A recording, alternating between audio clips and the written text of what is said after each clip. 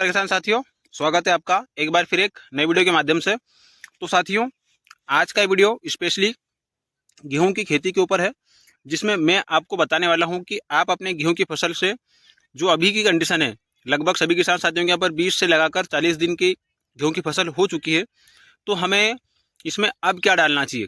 कहने का मतलब ये है, अगर आपने बेसल में खाद दिया है, जो मैं पिछले वीडियो में मैंने आपको बताया भी है, बेसल में खाद दिया है, पहला पानी लगाने के बाद आपने खाद दिया है या फिर नहीं भी दिया है, तो आज की इस वीडियो में पूरी चर्चा करने वाले हैं कि अगर आप पहले पानी नहीं दे पाए हो, पहले अगर आप खाद नहीं दे पाए हो, न्यूट्रिएंट्स नहीं दे पाए हो, तो अभी जो गेहूं की स्थिति है बिल्कुल क्रिटिकल टाइम चल रहा है। अगर अभी आपने नहीं संभाला तो फिर आपको ये पूरा सीजन, मतलब आप ये कह सकते हो कि आपके गेहूं का उत्पादन उस तरीके से आपको नहीं मिलेगा। तो आज की इस वीडियो में हम कुछ 4 से 5 पॉइंट ऐसे आपको बताने वाले हैं, जो अगर उनकी गलतियां नहीं करते हो इसी, तो फिर आपको उत्पादन प्रति एकड़ से 35 से 40 कुंटल लेने से कोई नहीं रोक सकता। तो आज का वीडियो आपके लिए बहुत ही इंपॉर्टेंट, बहुत ही इन्फॉर्मेटिव होने वाला है। वीडियो को अंत तक देखना है, क्योंकि मैं इसमें आपको कुछ स्प्रे हैं जो बताने वाला हूँ, सीक्रेट स्प्रे हैं। साथ में मैं आपको खाद भी बताने वाला हूँ कि अगर आपकी गेहूँ 20 से लगाकर 25 दिन के हैं तो कौन सा खाद डालना है, और अगर 40 दिन के हो गए हैं तो फिर अब उसमें आप कौन सी स्प्रे के माध्यम से उसमें दे सकते हैं। क्योंकि गेहूं की फसल ऐसी फसल है साथियों कि आप उसमें 20 से लगाकर जो 40 दिन का पीरियड होता है, बहुत ही क्रूशियल टाइम होता है। इसमें अगर आपने उसकी देखरेख सही तरीके से नहीं की, या फिर उसमें जो न्यूट्रिएंट्स लग रहे हैं या फिर कुछ न्यूट्रिएंट्स की डिफिशियंसी दिख रही है, अगर आपने उसका सही समाधान नहीं किया तो फिर आपको वैसा उत्पादन नहीं मिलेगा जैसे आप इच्छा रख कर आपने अपने खेत पर अच्छी नई नई वेराइटियों का चयन करके बुआई की है। तो वीडियो अंत तक देखना। साथ में अगर आपको जानकारी हेल्पफुल लगे या फिर वो आपको इम्पोर्टेंट जानकारी लगे, तो फिर वीडियो को अपने दोस्तों में ज़रूर से ज़रूर शेयर कर दें। साथ में चैनल पर अगर आप नए हो तो प्लीज़ पहले चैनल को सब्सक्राइब जरूर कर लें। तो चलिए अपन शुरू करते हैं आज का वीडियो। नमस्कार, मैं उपेंद्र पटेल और आप देख रहे हैं आपका अपना YouTube channel Agri Life Changer. साथियों, जैसे कि शुरुआत में मैंने आपको बताया है कि अपन बात करने वाले हैं गेहूं की फसल के ऊपर। तो साथियों, सबसे पहली बात, अगर आप चैनल पर नए हो तो मैं बार बार आपसे रिक्वेस्ट करता हूं, प्लीज़ पहले चैनल को सब्सक्राइब जरूर कर लें। फिर अपन बढ़ते हैं आगे और वीडियो की करते हैं शुरुआत। साथियों, ये जो प्लॉट है ये करीब करीब 25 से लगाकर 30 रोज के बीच हो चुका है। आप देख सकते हो इसमें 25 रोज पर पानी दिया गया था, और पानी देने के जैसे कि मैंने बताया था कि 4 दिन के बाद इसमें DAP plus magnesium sulphate, zinc और सल्फ़र डाला गया था। आप देख सकते हो, आपको इस प्लॉट में थोड़ा सा पीलापन नज़र आ रहा होगा, लेकिन इसका रीज़न मैं आपको आगे बताऊंगा कि ये क्यों होता है, क्योंकि वीडियो में आज हम ये डिस्कस पूरा करने वाले हैं।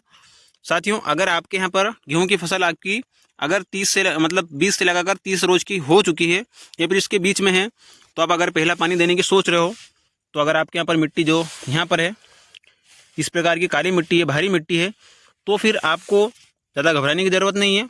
आप उसको आराम से 20 से लगाकर 25 दिन के बीच ही पानी दें।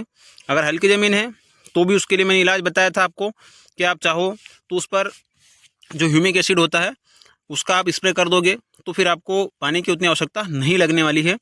ये एक इम्पोर्टेंट। अब बात आती है कि हमें इस पर खाद के रूप में देना क्या है साथियों। तो गेहूं की फसल में आप खुद जानते हो कि हमने बहुत सारे किसान साथी बेसल में खादों का इस्तेमाल कर लेते हैं, और उसमें DAP, उसके बाद सिंगल सुपर फास्फेट, पोटास, और बहुत सारे किसान साथी ऐसे हैं जो कि उसमें जिंक भी ले लेते हैं, मैग्नीशियम सल्फेट भी ले लेते हैं, और भी बहुत सारे जो न्यूट्रिएंट्स होते हैं वो सभी ले लेते हैं। लेकिन आज के इस वीडियो के माध्यम से मैं आपको बता रहा हूँ कि आपने को अब इसमें क्या देना है। अगर आपने बेसल में दिया है या नहीं दिया है, फिर भी अपने को ये इस टाइम पे क्या डालना है। बेसल में दिया है तो फिर अपने को नहीं देना है, लेकिन अगर आपने बेसल में इनका नहीं दिया हुआ है ये खाद, तो फिर आपको कौन कौन से खाद देने हैं। तो सबसे पहली बात, सबसे इम्पोर्टेंट चीज़ है यूरिया, मतलब कि नाइट्रोजन सबसे इम्पोर्टेंट होता है, हमें इस टाइम पर डालना ज़रूरी है। तो उसके लिए क्या करना पड़ेगा, आप DAP भी ले सकते हो जिसमें 18% आपको नाइट्रोजन मिल जाएगा। तो उसमें आपका क्या रहेगा कि फास्फोरस भी आपको आसानी से उस पर मिलने वाला है। लेकिन फिर आप इसमें सल्फेट जो होते हैं, जैसे कि जिंक सल्फेट, मैग्नीशियम सल्फेट ये नहीं डाल सकते, इसलिए हमें इस टाइम पर सिर्फ इस्तेमाल करना है यूरिया का। तो यूरिया लेनी है अपने को 30 से लगाकर 50 किलो प्रति एकड़ के हिसाब से। मैं हेक्टेयर की बात नहीं कर रहा हूँ, क्योंकि बहुत सारे किसान साथी बहुत सारी वीडियो देखकर कंफ्यूज हो जाते हैं कि एकड़ में कितना डालना है, हेक्टेयर में कितना डालना है, बीघे में कितना डालना है। तो आज अपन बात करने वाले हैं एकड़ के हिसाब से। तो एकड़ में अपने को 30 से लगाकर 50 किलो, मैं पहले पानी की बात कर रहा हूँ, गेहूँ के पूरे जीवन काल में हमें करीब 1 एकड़ में 60 से लेकर 70 किलो नाइट्रोजन की आवश्यकता पड़ती है, जो कि हमें 2 से 3 बोरी में इसकी पूर्ति हो जाती है। बात करें इसमें कि और क्या डालना है, अपने को 8 से 10 किलो मैग्नीशियम सल्फेट, 8 से 10 किलो जिंक सल्फेट और 10 किलो अपना सल्फर, ये 3 चीज़ें ले लेनी है। अगर आप चाहो तो इसमें 10 किलो सागरिका का अगर ऐड कर लेते हो तो आपके लिए बहुत ही अच्छा कॉम्बिनेशन बन सकता है।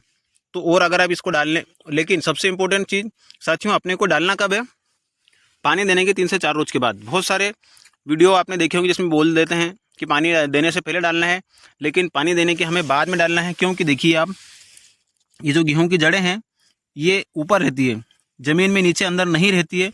तो जो आप पानी देने से पहले अगर आप डाल दोगे तो खाद इसके ज़रिए नीचे उतर जाएगा और आपके पौधे को या गेहूं के पौधे को ढंग तरीके से नहीं लग पाएगा।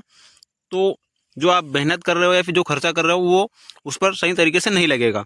इसलिए अपने को इसी स्टेज में पानी देने के बाद में देना है। अब बात के साथियों, अभी इसमें 4 रोज हुए हैं जिसमें हमने खरपतवार नाशक दवाई का इस्तेमाल किया है। तो आप देख सकते हो लगभग खरपतवार नष्ट हो गए हैं। इसमें सकरी पत्ती और चौड़ी पत्ती दोनों के लिए हमने खरपतवार डाले थे। तो ये स्टेज एकदम परफेक्ट है कि अगर आप डाल दोगे खरपतवार नाशक तो ये अच्छे तरीके से साफ़ हो जाएगा। बात करें खरपतवार नाशक की तो उसमें ले सकते हो आलग्रिप आता है, इसके बाद में होता है 2,4-D, और दोनों का अगर आपको ये करना है तो सकरी पत्ती और चौड़ी पत्ती तो फिर आप UPL का विस्टा आता है उसका इस्तेमाल कर सकते हो। अब बात करें कि जिन किसान साथियों की फसल 30 से लगाकर 40 रोज की हो चुकी है, उस टाइम पे उन्हें क्या करना है, अभी आप 19-19 का एक अच्छा सा घोल बनाइए, उसमें ह्यूमिक एसिड ले लीजिए। और खाद की बात करें सिर्फ यूरिया और साथ में अपने को 10 किलो सागरिका लेना है। तो 1 बोरी यूरिया और 10 किलो सागरिका पहले आप आराम से अपने खेत में छिड़क दें पानी देने के बाद, और फिर एक अच्छे तरीके से 19-19 के साथ में आप माइक्रोराइजा ले सकते हो। साथ में ही आप अगर चाहो तो ह्यूमिक एसिड भी ले सकते हो, जिससे कि आपकी गेहूं की बढ़वार अच्छे तरीके से हो जाएगी। इसके बाद बात करें कि और क्या देना चाहिए, तो अपने को फोलियर स्प्रे में ही लेना है अपने को 052-34, जिससे कि आपके जो गेहूँ में कल्ले बनेंगे, जो उसमें बालियाँ बनेंगी वो ज़्यादा से ज़्यादा बालियाँ बने, उसमें दाने अच्छे तरीके से बैठ सकें। यही कुछ चीज़ें हैं बेसिक जो आपको इसके बारे में गलती नहीं करनी है। अगर आप ये गलतियां नहीं करते हो तो मैं दावे के साथ कह सकता हूं कि आप अपने खेत से प्रति एकड़ से 30 से लगाकर 40 कुंटल प्रति एकड़ से गेहूं का उत्पादन ले सकते हो साथियों। लेकिन सबसे इसमें शर्त यही है कि हमें पूरा शेड्यूल सही तरीके से अपनाना पड़ेगा, नहीं तो फिर अगर आप कुछ भी ऊपर नीचे करते हो तो फिर आपका खर्च किसी काम का नहीं रहेगा और आपको उस तरीके से उत्पादन नहीं मिल पाएगा। साथियों, ये थी गेहूं के बारे में जानकारी। अगर आपको ये जानकारी अच्छी लगी है तो अपने अन्य दोस्तों में अधिक से अधिक शेयर कर दें, वीडियो को लाइक कर दें, और अगर आप चैनल पर नए हो तो प्लीज़ अपने चैनल एग्री लाइफ चेंजर को सब्सक्राइब जरूर कर लें। तो मिलते हैं एक और वीडियो में, तब तक के लिए जय श्री राम, जय हिंद।